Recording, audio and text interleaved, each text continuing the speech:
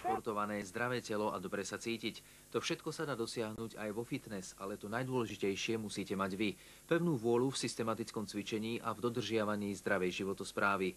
Napriek tomu, že fitness patrí u nás, ale aj vo svete k mladým športovým odvetviam, Slovensko dosiahlo už nie jeden veľký medzinárodný úspech. Okrem Zory Coborovej, Timei Majorovej, Mariety prvýkrát výrazne presadila v roku 1999, keď sa v nemeckom Essene stala majsterkou Európy v kategórii vyšších fitnessiek nad 160 cm. Rok na to ešte triumfovala na národnom šampionáte, potom však v jej úspešnej kariére nasledovala dvojročná súťažná prestávka, počas ktorej ani náhodou nezahálala. Začala spolupracovať s medzinárodne uznávaným trénerom. Pán Pavlík, taká drobná otázka, predsa len aj ja by som rád prispel k skultúrneniu svojho vlastného tela.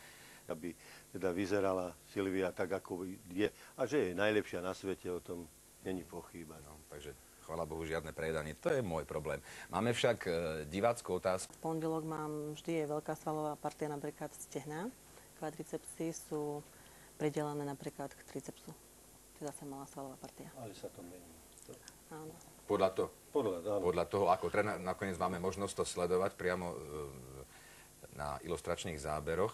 Podľa toho, ako tréner nariadi. Nerobí to tak, že robí stereotypne stále stejne, že rovnaké cviky, aby ste si to tak nebrali. Aj ľudia, keď to počúvajú, aby všetko sa to obmienia. Každý tréning prakticky je iný a no, to je povedané tým, čo som povedal. Nechcem sa opakovať predtým, že tou hlavou musí cvičiť a my komunikujeme spolu cez ten tréningový systém. Ako sa cvičí voľná zostava na fitness? No tak každý si musí nájsť vlastnú choreografku. Ja by som chcela pozdraviť Tatianu Janošovú, ktorá mi vždy pomáha, doteraz mi vždy pomáhala.